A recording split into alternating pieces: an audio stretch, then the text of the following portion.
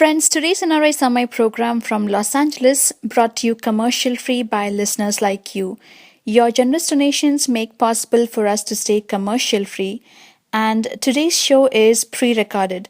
If you have a question for the guest, please send an email to nrisamay@gmail.com. We will follow up with the guest and find the answer for you. Thank you for your support. Friends, welcome to NRI Samay. This is your host, Ramya. Today's guest on our show is Suchitra Vijayan. What can I say? I feel she's the woman with many feathers to her cap. She was a former lawyer, a photographer. I like to call her a storyteller with a camera lens in her hand, bringing forth stories from the Borderlands of India, which is about 9,000 miles. She's currently working on her project Borderlands. You will find all the links in the info bar below. Please go ahead and check out her website and the Kickstarter.com website as well. In conversation with Suchitra Vijayan. Um, I read about you, and I see that Suchitra Vijayan means a lot of things. Probably a former lawyer, a photographer, a journalist. What is Suchitra Vijayan? Can you tell us about yourself to our listeners who are listening to us all over the world? Sure. I'm going to start off by saying thank you. I really appreciate you having me on air.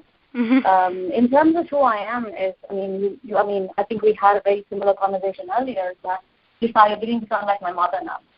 So I'm going to tell you exactly what every time I try to convince her about the things that I do. Mm-hmm. I actually started as a lawyer. I worked for the UN War Crimes Tribunal for Yugoslavia and Rwanda. Mm-hmm. And then I ran an NGO in Egypt for Iraqi refugees. I did it for 2 years. Right. Somewhere along the line, I realized that to do good work, you don't have to be a lawyer. And Mm-hmm. what I really wanted to do was, I was curious about the world, and there were issues of justice, injustice, and things that were happening that I felt could be better addressed through a much larger medium. Mm-hmm. So whether I'm a lawyer or a writer or a photographer, I think what I'm trying to do is tell stories. And I think that's what all of these different roles and characters do, is that you're trying to be a very glorified mouthpiece for the world around you. Mm-hmm. So I'm not sure if I answered that question, but that's how I see myself. Yeah, rightly said. I mean, I can totally make sense to what you said. So whatever role that you play, it's ultimately what you have, what goal you have in your mind, what you want to achieve. So, yeah, I kind of see where you're coming from. Right. So that's exactly, I think you kind of got it perfectly right in the sense Mm-hmm. that, we live in a world where you no longer have to be one person. That's In the sense that my dad is a lawyer by profession, mm-hmm. but he's also somebody who's interested in music. He's interested in art, architecture. Mm-hmm. I think in our parents' generation, people kind of could do one thing and everything else is a hobby. Yeah. And I think we live in a very blessed time in which we don't have to be one thing or do one specific thing. And what I do is not something that is very different. For example, take yourself. You do this wonderful radio show. But this is not the only thing that you do. Yeah. So I think I'm also a representative of pretty much the times we live in where people can get to do very different things and still all of it kind of ties together into one very interesting little knot. Yeah, very true. Yeah, I think everyone can relate to what you're saying right now. So, yeah, that makes sense. So let's get into these stories that you have portrayed through your lens, through your documentaries. If you take a look at it, stories like this, they would probably take months and years to put together. So how does the planning, what is the kind of planning you do behind assignments like this? What is the preparation that's behind an assignment like this? Okay, that's a very difficult question to answer, so I'm going to try my very best. So okay. My answer is not it's not comprehensive enough, so if you're not convinced, feel free to ask me follow-up questions. One of the things when I started doing this is that I said this would not be another journalistic piece. Mm-hmm. In the sense that it would not be on a news beat. It would not be that you go to a place, you're there for a couple of days, mm-hmm. you take a few pictures, and you talk to perhaps two people, and then you write something. Right. When I graduated from Yale last year, I said I would take 2 years of my life and do this. Okay. So I'd already spent a good 2.5 years researching the similar border issue in the Afghanistan-Pakistan border. Mm-hmm. I spent about 2 years in Afghanistan. I was traveling along Afghanistan-Pakistan's border. So a lot of the theoretical understanding of what the border is and what was it that I was trying to do was done then. Mm-hmm. And then since last year, I spent a good 6 months reading. That's all I did. I think I read close to 200 books. That's all I did. I have wow. notes. My entire house smells of paper. I do not know if you understand the smell of paper. All I did was I read everything that was to read about the partition of India.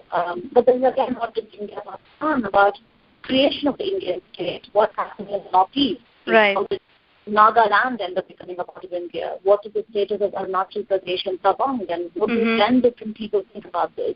Right. And then you go back to the very contentious Kashmir and what's happening. So you're looking at 9,000 miles of India's borders. And that's true. I think I spent about 6 months I wrote and I read everything from fiction to literature to poetry to history. And I did that. And then finally I said, I would pretty much take all the money that I had and I would go and travel. Now I've done reading and reading. I mean that's very presumptuous of me. I've not done. I'm sure there's still a million other things I don't know and I have to read. That's true. And then I took pretty much the last of my savings and I landed in Calcutta. I rented a car and I started driving and I drove for about 4,500 kilometers in India. Oh wow! And, so it started with India-Bangladesh border, went up to Sikkim, and from Sikkim drove down to Arunachal Pradesh border, the Tabang area, Zimitang and all of that. Finished that and then drove into the India-Burma border along Nagaland. That's when I ran out of money and I was like, okay, this is going to be something that I have to go back and break funds for. So that's when I finished my first leg of the tour. So a lot of it is just mental and physical because you need to be physically fit in the sense that to be on the road for so many days is not easy.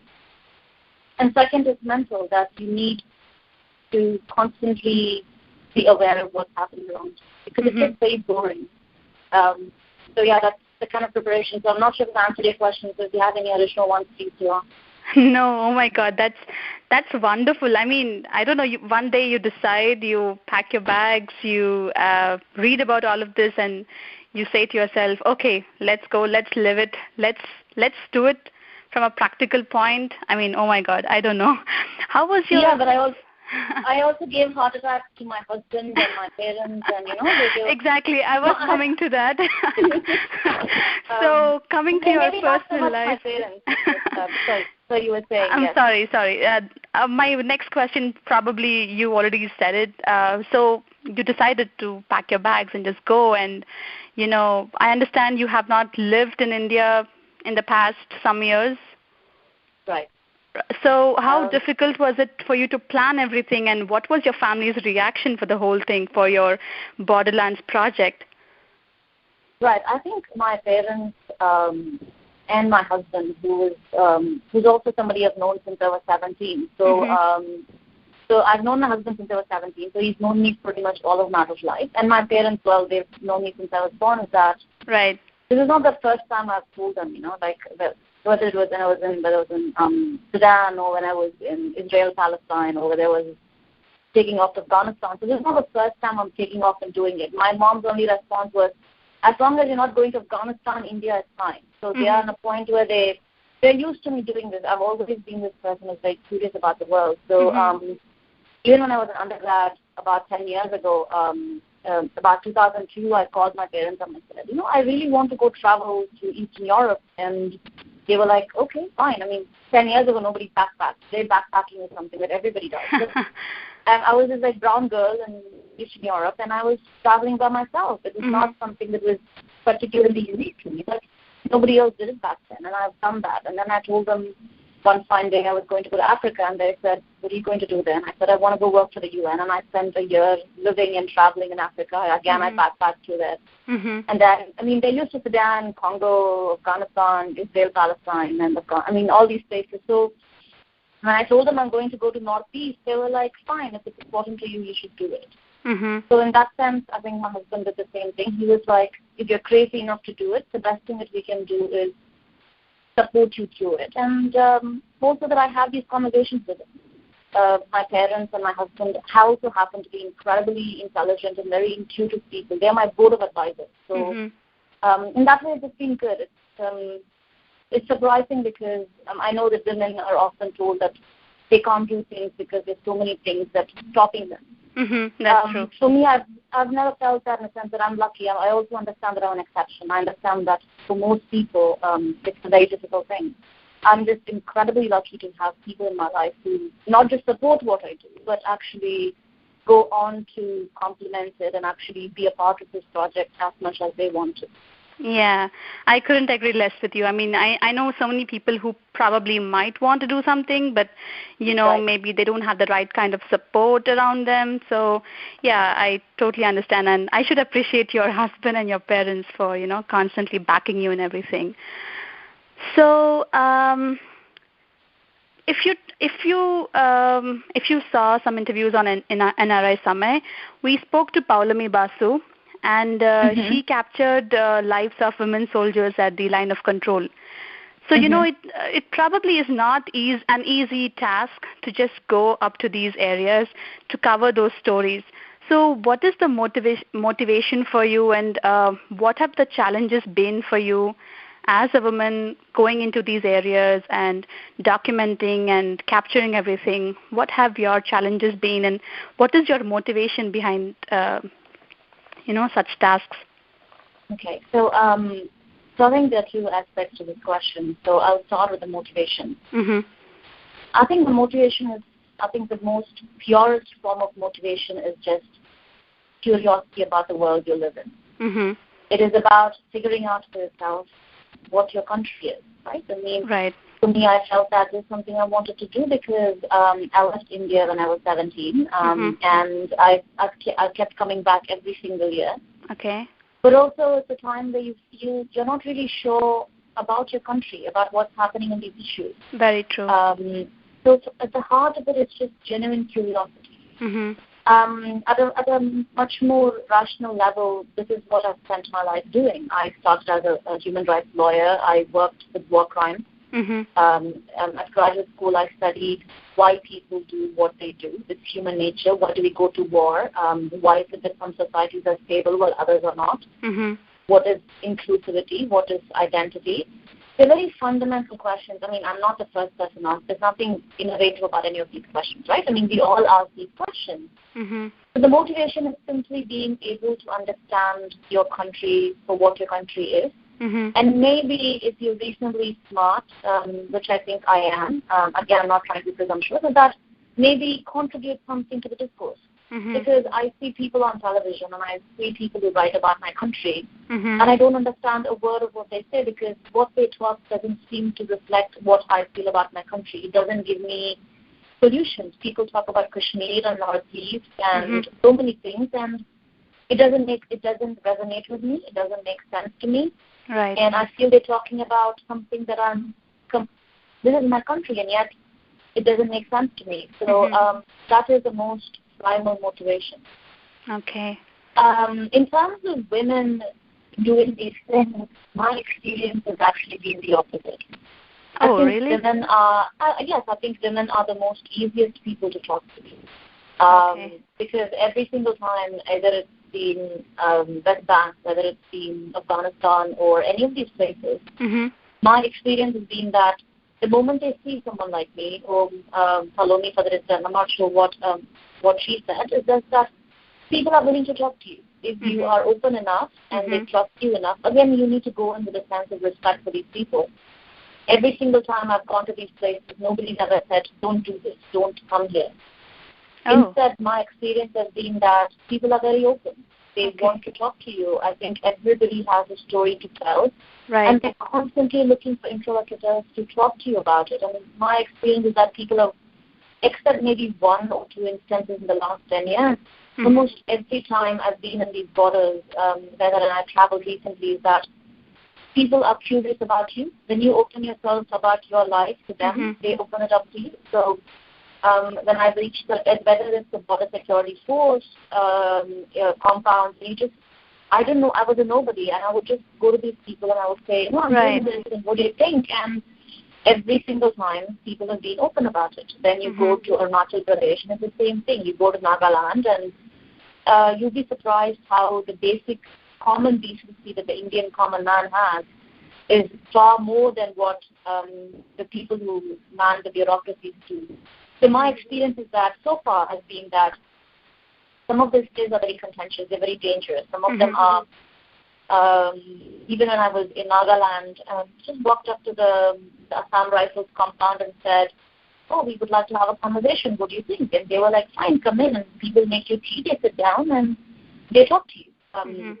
So I think my experience has always been that as a woman, women are less threatening, and I think women are natural brokers of peace.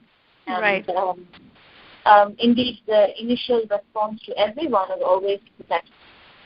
People are always wanting to, they're always like, oh, you're by yourself, you're traveling, doing all of this by yourself. Okay, let's go out of our way to make sure that you are safe, you're fine.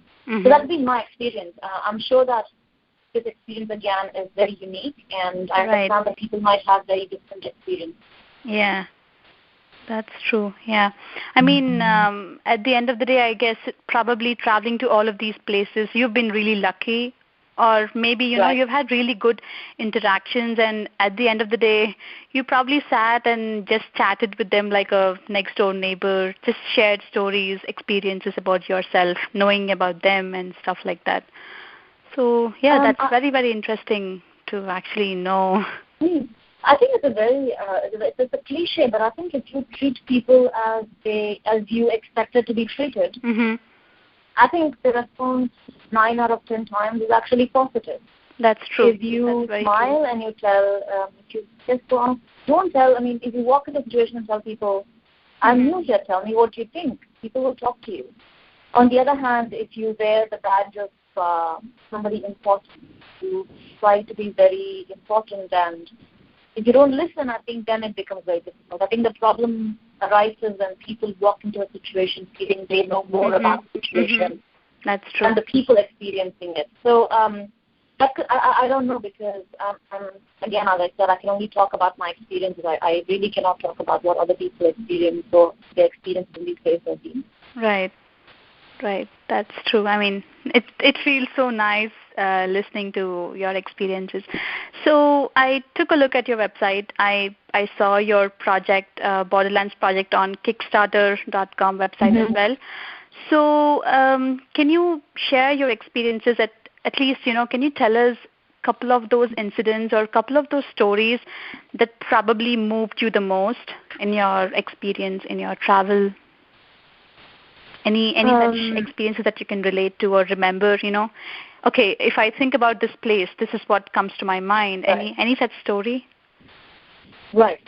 Again, if you give me, I was on the road for about 3 months, so in that sense, you need to be, if you could tell me a little bit more specifically what you're looking for, because I can give you about 100 different stories. So is there something particular you're interested in? No, anything that you would want to share, anything you would want our listeners to know, anything that you would want to share. So what I'm going to do is I'm going to talk to you about, some of it is geographical, some of it is very individual. So again, feel free to stop me anytime and ask more questions. Okay. I'm kind of going to go in a bit of a chronological order, and it starts with the India-Bangladesh border. I was like traveling through this place, and then there's India's border pillar number 0, which is Bangladesh. Okay. So the first time, it's this village of Panithar, and then you're there, and you realize that the international border runs through the village. So this village, you know, people are relatives, they live together. So on the right-hand side is, I think, Bangladesh, and on the left-hand side is India. Okay. And then right next to the border pillar, you have these 2 kids playing, you know, like it's an international cricket match. So the Bangladeshis and Indian kids are playing. Right. And it's very psychedelic to realize that, you know, you can actually be there in one leg in India and one leg in Bangladesh. And then the more you talk to these people, you realize that a lot of these people, when the borders were drawn, didn't even know which country they belonged to. I know it's a bit late, but the idea that a line can decide what your nationality is, and with that comes this huge weight of history. Right. It's just for you. For me, it's very unfathomable because I was born in Madras, and then South India is a very laid back place. The history of partition did not affect the south of India as much as I'm sure it did, but not the way it affected the north. So you're sitting there realizing, hearing these stories, and it's completely crazy. And then there is a couple of miles down, there is this wonderful 16th century mosque called the Shona Masjid. The entrance is in India, and I think the exit is in Bangladesh. Oh. And it's a mosque that people use every single day. And it's the same. There are houses in which, right hand side of the house is maybe one country and the left. And then you realize how almost unfathomable this idea of borders are, because the idea of a border is not a very South Asian thing. We had frontiers, we had borderlands historically, but never a line that said, this is who you are. And again, if you keep traveling, you understand how people respond to it. And once we were just, the car was parked, and we saw about 15, 20 women, beautifully dressed, gorgeous saris, and very well decked, just walking around. And the person I was interviewing, I was like, what's happening? He's like, oh, they are from Bangladesh, they're just having like an evening shikar. So people, by living, constantly subvert this border. And then another very interesting thing is that once in Arunachal Pradesh and Tawang, the idea of what it means to be Indian completely changes. And in the Tawang monastery, I was talking to one of the monks who talked about the 1961, when he was a very young boy, when the Chinese walked into India during 1961 war, and how he fled. And over the course of the conversation, this person said, yes, the Chinese walked in, but they were never bad to us. They were never horrible to us. They left us alone. And then you realize that though the conversation with the Tibetans and the people who live in Tawang starts with, we want to be a part of India, it's wonderful living a democracy, the more you talk to people, people start wondering about what is the value of living a democracy if we have no value. Right. Because getting to Tawang from Page Food is about 450 kilometers. Right. And it took about 15 hours to scale 350 kilometers, which is terrible because that should have been done in 3 or 4 hours at the most, and yet it takes 15 hours because the roads are so bad. There's so much rampant corruption. So yes, it's wonderful living in a democracy, and yet people are questioning. So once you start having these very in-depth conversations, people start questioning the value of democracy when there's no development, when the government does not reach out to them. Right. And there are very similar stories. And then you go to Nagaland, and former insurgents are now taxing the local government. So I was in this very remote region called Pangsha, which actually borders the Naga-Burma border. And all the former insurgents now tax the local police. They tax the local government. And yet you have a very close Assam Rifle unit there. And the Assam Rifle doesn't do anything because they think it's a local issue. And their job is to protect the frontier and not worry about what's happening to a local population. Right. So, and then a lot of these people wonder what it means to be Indian because inclusivity is not there. And these people constantly say how, you just give it a package. How do we become a part of India if they're constantly forgotten? And yet, these are some of the most patriotic people because even the Maoists and insurgents who rebel against India and who want a separate state are actually like sort of impetuous children who are applying for help. They want to be a part of the state, and because state doesn't really reach out to them and talk to them in a way a citizen must be spoken to, in some ways they react in these measures. So, again, there are a million different of these interactions that I had over the course of this time. So, for me at least, it seems fascinating in terms of how people respond to the Indian state. Right. Often, how do people consider themselves to be Indian? Right. What is an Indian? Because, again, the questions of a lot of these people from Nagaland say that when they come to Delhi or Bombay, they get harassed. They get called things like, you're Chinese, go back to China, or, things like that. And yet, So it's terrible. And I mean, it happens all the time to people. But so it's all those little stories that kind of come together and kind of inform or at least shed light on what these things can be and how we relate to these people. Right. Yeah, I mean, you can see how northeastern states, they kind of get, I completely agree with your statement. Probably the southern part of India was not affected that much by the partition and by these borders, or probably by the lines that we draw separating us from each other. And right. These are, your statement.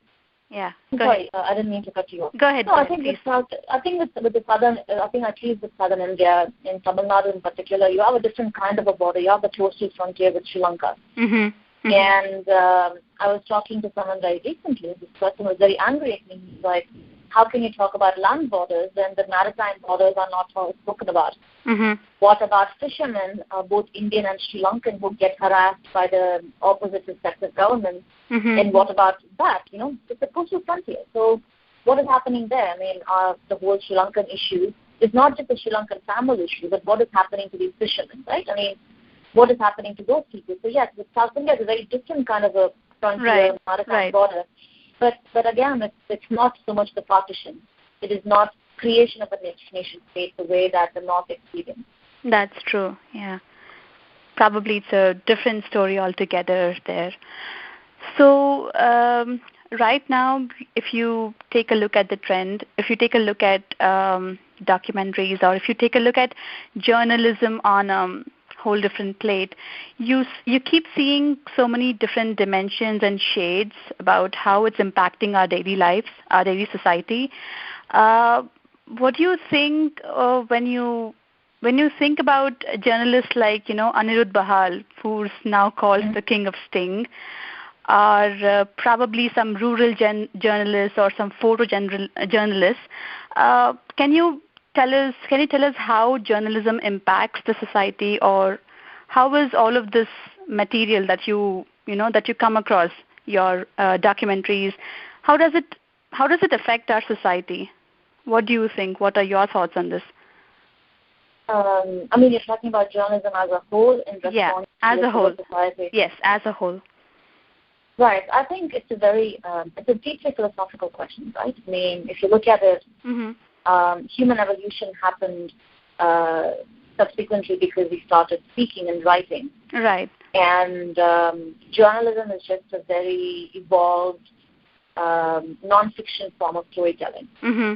So in that sense, I think the idea that we are all concerned about what's happening in a different part of the world or even a different side of the city, it's very human. It's almost the idea of being aware of what's happening to us. It's also a question of self-preservation, right? We need information to survive. That's true. And then as humans, we also have this innate idea of stories.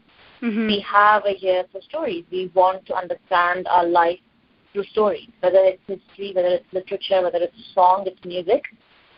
Fundamentally, it goes back to the ethos of stories, what is happening. Mm-hmm. And also we need to try and make sense of who we are as people as well.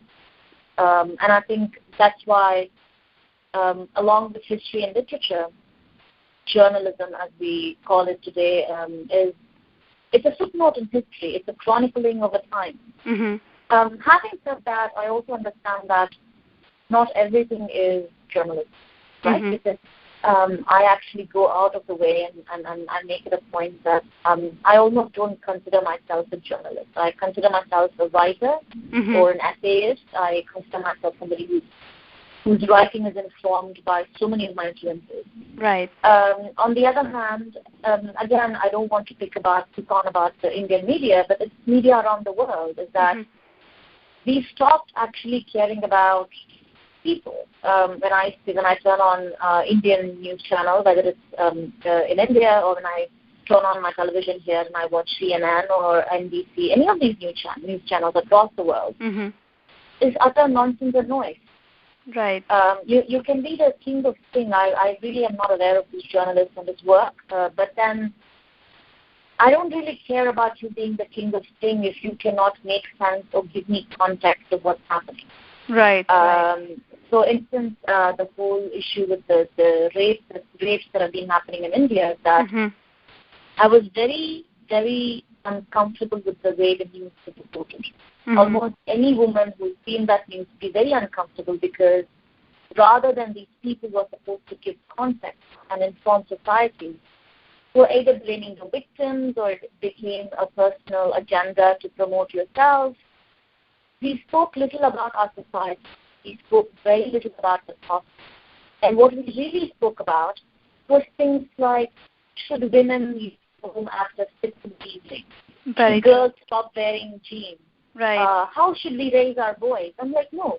There is a fundamental problem in our society, and women not feeling safe or women being raped is a part of the fundamental breakdown of our society and law. Rather than addressing that, what journalists, both on print and media, did was utter rubbish and noise, and it didn't. So for me, that is not journalism. That is just utter noise, and it's rubbish. Right. So I do not subscribe to that way of telling the story. So yes, it is very. But again, the problem is that we live in a 24-hour news channel. We live in a world where Twitter informs our, serendipity of discovery. We live in a world where, surprisingly, some of the most interesting information I've come across is through my Facebook friend feed. Right. It's what my friends are posting. It's not because I walked into a bookstore and I discovered something. Right. So, in some ways, it is a very crucial aspect of what's happening, and we live in very interesting and changing times. And in some ways, if you actually go back and read Aristotle and Socrates, they have the exact same conversation. Socrates says, oh my God, now we are beginning to write. The world is going to change because, people can... So in that sense, these are conversations we had 3,000 years ago that we are repeating because technology is changing. I do not know if I've answered your question, but this is kind of my take on the whole journalism in relationship to society and state. Right. I totally understand where you're coming from with statements like this, because at a point of time, I get so agitated turning on the TV and, like you said, issues like the recent rapes, it kind of puts everything in a bad situation. Nobody's trying to find a solution to the problem, but in fact, everybody has their take on that, and people come up on camera and say the most stupidest things, like lawyers coming up and saying that she is a girl, she was supposed to stay at home and not come out, so that's why she got raped. It's sad to see such a thing being displayed on air and everybody seeing that. So but if there is a budding journalist, what would your kind of advice, or a traveler or a budding journalist who wants to document and film and bring it to the world and share their stories, what would your general advice be? I think I'm the worst person to ask this because, again, as I said, I'm not a journalist. I'm a lawyer and I'm a political scientist.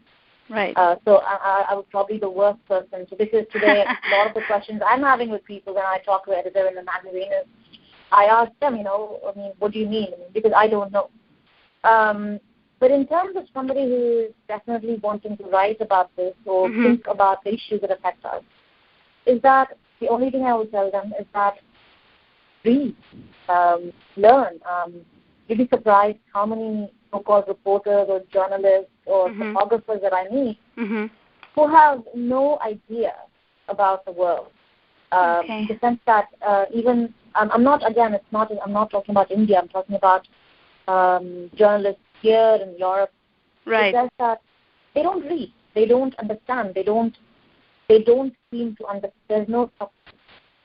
So if you are somebody, I think go back and learn, read from the masters. Like I think when I was very young, the Hindu and Times of India, I think the Telegraph and Times of India, the Calcutta edition, one of the first things my father told me to look at was opinion pieces, or what we call op-ed pieces. That it's wonderful, these 2,000 word things that I would read. I mean, nobody writes 2,000 words in op-eds anymore. Now it's 800 words.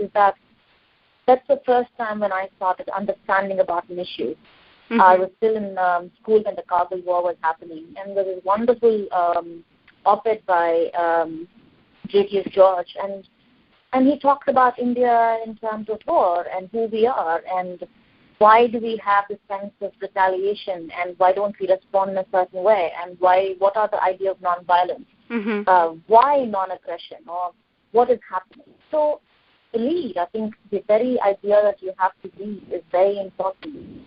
I once remember talking to somebody in who's apparently an expert on Northeast, and this person just didn't know anything. They didn't know when Nagaland became a part of the Indian Union. They didn't know. I mean, this is a journalist who didn't know when the India-Bangla war happened. I'm not kidding. Right. So in that sense, you'd be surprised how appalling our intellectual background is. Right, right. So I think the only thing I would say, no matter what you want to do, you're a filmmaker, you're a photographer, you're a writer, you're an essayist,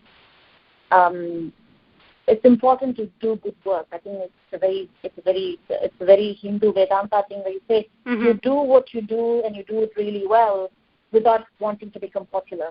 And I think that's what I was taught. I'm not sure if that's what's being taught anymore. But I'm also much older than a lot of these young people. But that you really start off by learning the basics. So I don't know. Again, I answered this question well, but I think that is pretty much what I would tell anyone. No, I totally understand what you're saying because growing up as a child, I have always been around books. My father is an avid reader. I have a mini library at my home in India. So every summer vacation, it would be our task to read books, to know, and and being born and brought up in Hyderabad, we had a second-hand thrifting kind of market. So every Sunday we would go there, and my father would pick up these books. And I've grown up.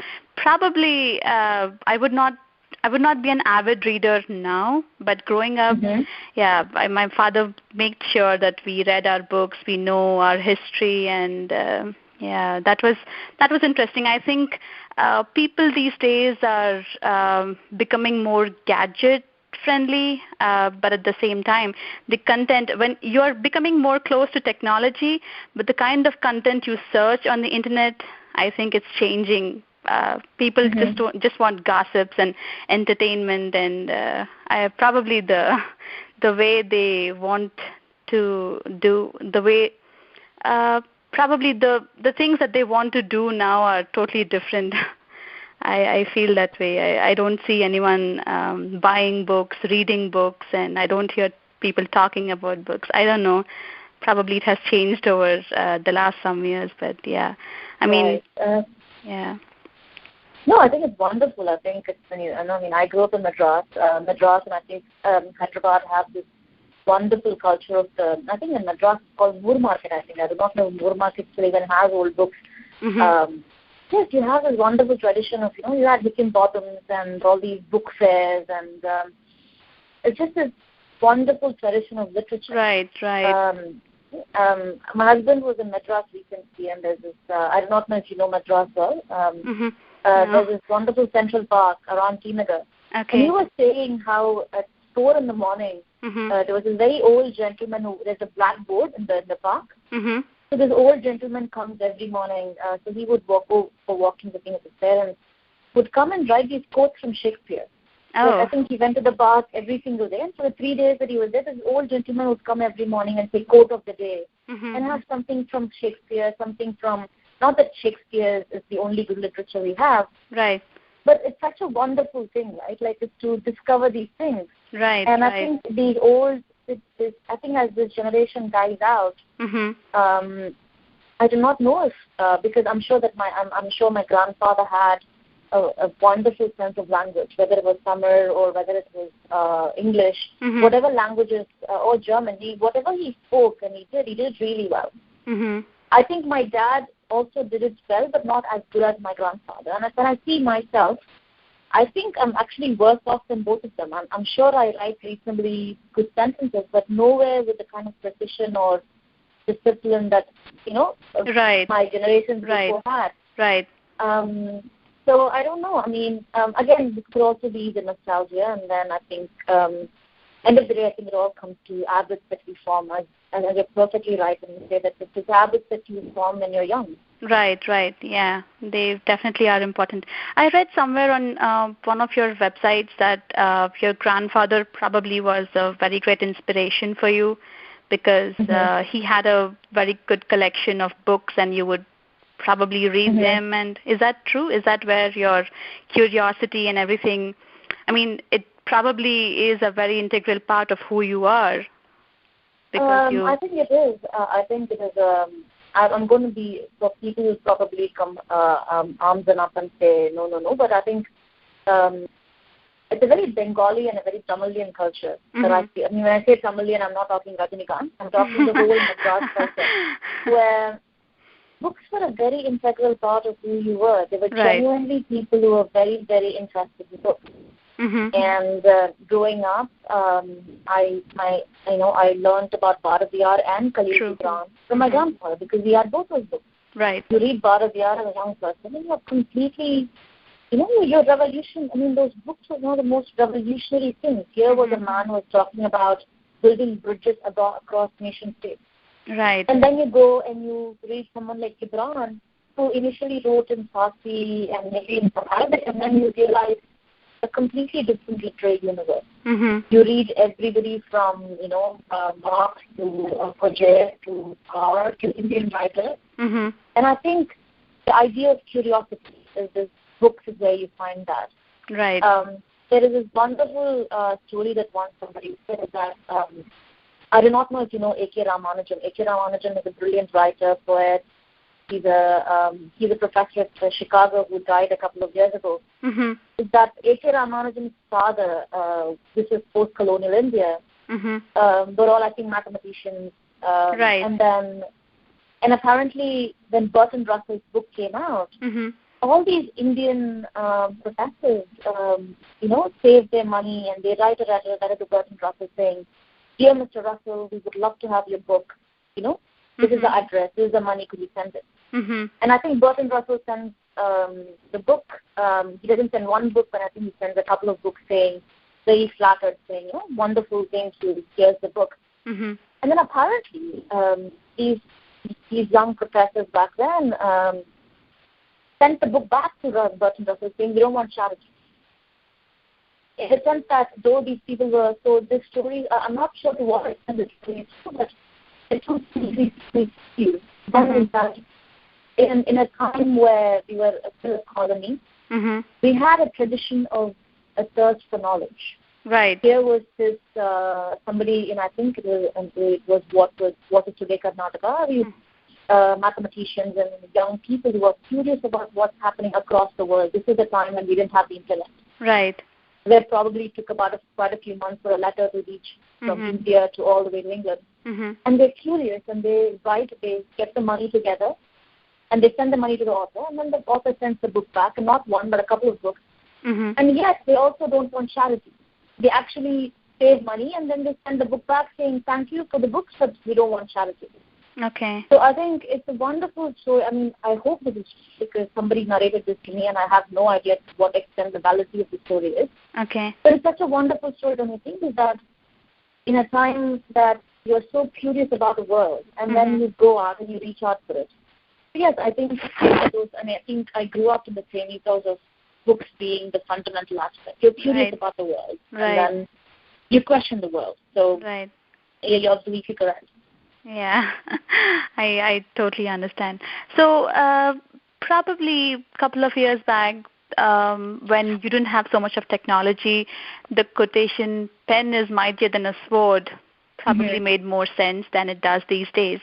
Now, when I look at your Borderlands project, I want to so badly say that, no, I think a camera is more mightier than anything these days. You've captured brilliant images telling your story about these borders, and I see that probably you have traveled around 2,500 miles out of the borders surrounding India. Is that true? Yes. It's about, I think, how much is 4,500 kilometers in miles? I think it's about 2,000. Yeah, I think. Yeah. Right about the same. Yeah, right. yeah. So when do you plan to go back and finish the other miles? And how has, this 2,500 miles or the 4,500 kilometers journey, how has it been when you captured it through your camera lens and you brought about these stories? How has that experience been, and when do you plan on going back and finishing the rest of your journey? Right. Before I start, Ramya, I think you asked some really interesting questions, because I think this is one of the most interesting interviews that I've had based on this project. So I'm just going to put it out there, because I really appreciate your questions, because I'm not saying the same old thing, so thank you. No problem. No, I think it's a wonderful question, because it's a very intuitive question as well. Right. In the sense that there's this wonderful thing that Edward Said says in this introduction to this book called Nemesis, is that every generation has the optics through which they view their world, and that optics changes. Right. And you're very correct in talking about the pen being mightier than the sword. Is that I feel that there is a genuine question about what is the visual optics of our age, right? I mean, True. Is it photography? Is it writing? Is it Instagram? Is it video? Is it multimedia? So I think that the visual response or the optics of our age should reflect who we are, right? True. Today, photography is no longer a professional thing, right? Everybody takes a photograph. Right. My 13-year-old niece took photographs 5 or 6 years ago, and that was natural to her. So it's not so, just like writing an email is so intuitive to us. Right. Taking a photograph of our everyday life and recording our everyday existence is so natural to us, right? So in that sense, I think we have to bring together things that are intuitive to us. So we live in this amazing time in which you can write, you can take photographs, right, you can shoot a video, and then you can bring all of these things together to tell a story.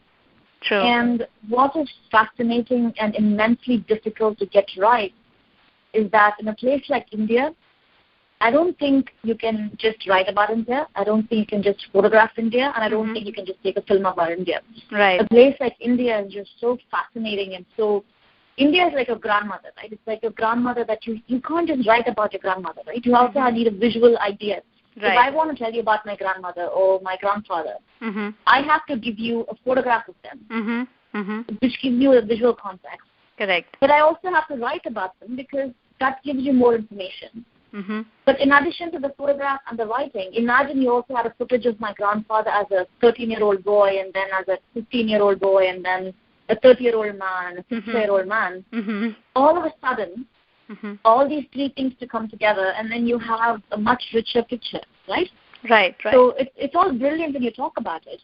But the real talent, I think, of a narrator or a good storyteller is how do you bring these three elements together? And I think that is our biggest question facing journalism as well, right? Is that how do you bring the written words, a photograph, and video together to tell these wonderful stories? And hopefully I will do a decent job of it. So in that sense, yes, I think, I'm not sure. I go into these long philosophical rants. I think it's my very Mizrahi upbringing. So excuse me for that. In terms of going back, is that when I'm going back, it's a team of 3 people. It's no longer just me. So it's me, a videographer, and a fixer to help us get this project together. So all 3 of us. So it's no longer me just getting on a car and driving. So it's going to be 3 of us. Now it's going to take us now 6 months of just traveling and researching, doing this. So that's why we have the Kickstarter up and running to raise funds for it. Right. So as we raise funds, hopefully we'll make the funds by end of October. And starting November, we are going back to India, and we're now doing the India-Pakistan border. This is Gujarat, Rajasthan, Ran of Kutch, and those areas. Okay. And then once the summer comes in and then the roads are not so bad, we go to Ladakh, Kashmir, the areas. And once that is done, I want to go back to parts of Northeast that I've already been to, and also some of the places that I haven't been to. Okay. The idea being that this would start from November of this year and go on till summer of next year. Okay. And once that's done, then we will start work on the web documentary, which is going to be a very internet-based thing. And I'm also going to be writing a book about it. So we have a web documentary in which people can go to the website and actually see different stories. Right. And then the book is something, again, that I'm writing, and then that's something that will probably take at least another 6 months to finish. So that's the overall plan. But again, the idea is that right now, pretty much everything that everybody in the team is doing is to raise money for this project. Okay. So once it's done, then we will take off. Okay. So anyone can contribute to, when you say funds, can anyone contribute? Right. Yes, I think another fantastic thing is that we have something like Kickstarter, which is crowdfunding. Okay. So anyone can give from anywhere between $1 to how much they choose to give. Their larger limit is you can give how much ever you want, but you can start giving by as little as $1. So our project is Borderlands project, and it's on Kickstarter. Right. So yes, it's crowdfunded. So anybody who thinks this project merits a place can go and fund it. And the funding is going to be running all through this month and the middle of October. I see. Okay. So, listeners, wherever you're listening from, if you want to send some funds to this Borderlands project, we'll make sure to include a link of it so you can go and send your funds in. Just a couple more questions before I let you go, Suchitra. Sure. So when you talk about your Borderland project, these borders are very sensitive. Obviously, there has been a history, so that's why the border is there. So how do you get the permissions from the government that is necessary to reach out to places like this? And do you have some kind of support from Indian government as well to, ease the process for you? Very interesting question. I'm an Indian citizen, which gives me access to pretty much almost every place that I've been to. I've had access. I don't think there is a permit. I think with Kashmir, there might be a permit process. But surprisingly, the government of India officials have been, at least the ones that I have encountered, have been very helpful. Okay. Another very interesting experience is that I met with this IAS officer who is in Nagaland, who served about 15 years in the place, one of the most well-read and very, very knowledgeable person, is that he not only gave us ideas and suggestions in terms of what to do, but just knew the place really, really well and understood the people, spoke Nagamese really well. And it always baffles me how, again, I'm going on a tangent, how our IAS officers and our civil servants happen to be some of the most intuitive, well-educated, and deeply intellectual people. And yet, our government of India does not, by government of India, I mean the ruling party, and the whichever party is in power, whether it's Congress or BJP, I don't really care. I mean, I think they all do a terrible job of it. Right. Is that our officers, our bureaucrats are so wonderfully knowledgeable. I'm sure there are also really bad ones who are not very good, but the ones who are really good, because I had a very long conversation with this gentleman, and I was completely taken aback by how well-read he was, how historically well-informed he was, and how they all really want to do is they're open to suggestions, but they're also open to helping you. Again, I understand that usually what you hear is that, these people are the bureaucrats, they don't really care. Right. No. Very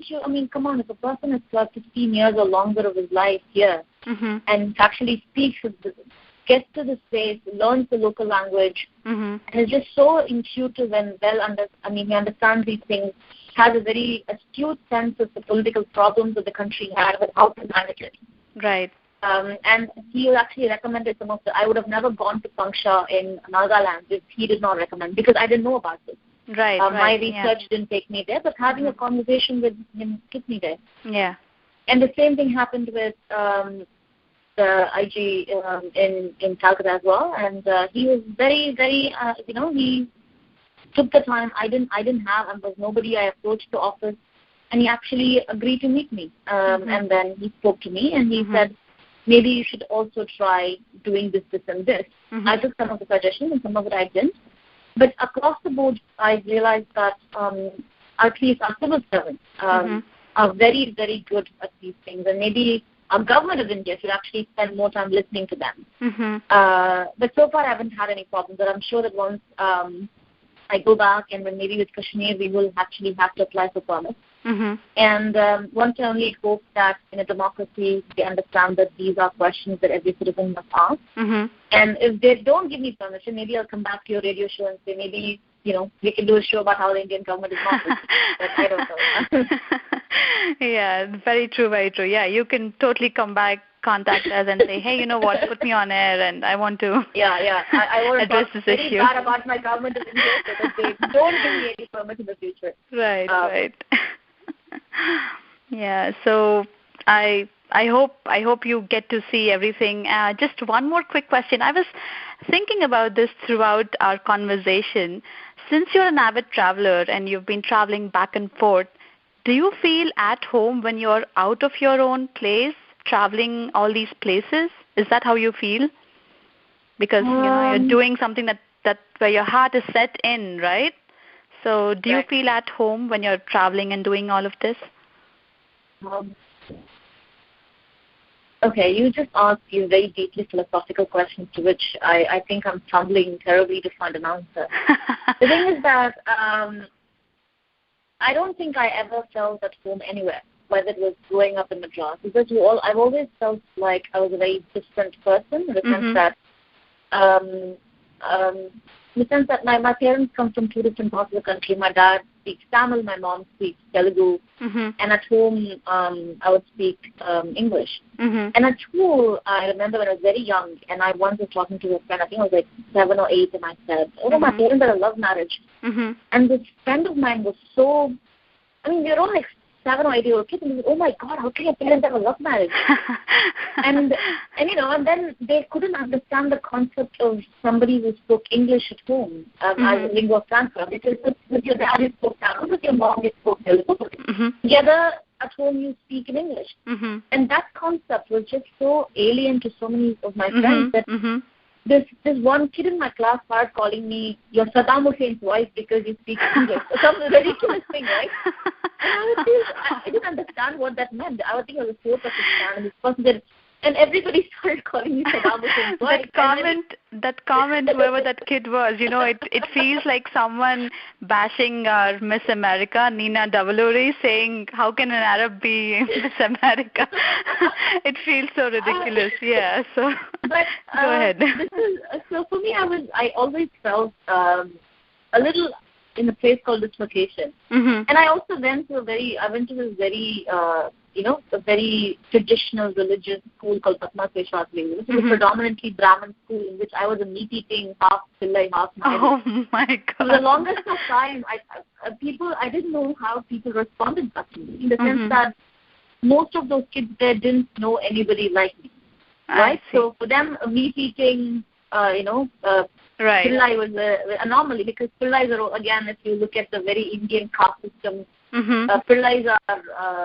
that's a different issue altogether. Yeah. So Saiva Vedara Pillais are probably more closer. It is very interesting caste culture thing. And then again, at 17, I left home. I pretty much lived by myself since then. Is that I think some of us are just very dislocated. Home is, for us, a place that we are comfortable with. Today I'm at home here because this is where I am. I'm talking to you. I'm comfortable. I'm having a wonderful Socratic dialogue, and that's fantastic. Right. Tomorrow I would go to India. I would sit in Madras, have a conversation about DMK and ADMK or about literature with my father, and then I'm comfortable there. Right. And tomorrow I would go to my best friend who happens to be an Iranian, British Iranian, go to her house in Manchester and sit and talk to her and eat, Iranian food. I'm at home there as well, and I'm sure that is true of, we are the luckiest generation in the sense that we are at home in places that we are happy and comfortable. That's not home. Home is not Madras anymore. Home is not New York anymore. Home is not London or any of these places that I've lived in. Very true. Home is simply where you're comfortable. And the most comfortable places sometimes is an old bus you're traveling along in the Northeast, and you're comfortable there. Right. So I think they're all aspects of your home. So yeah. Right. Different aspects. Thank you so much for putting your answer so beautifully. I mean, I'm traveling with you. I'm imagining everything that you're saying, and I'm traveling with you. So thank you, Suchitra. Honestly, thank you. Another thing is that people constantly ask me if they can come on this trip with me, and I say yes, you can. All you have to do is, if you have the time and you want to come travel with us, come travel with us. So again, that's an offer for you as well. And if you want to come and join any of our legs of the travel, it's going to be me and a friend of mine called Melissa who's doing the video for this.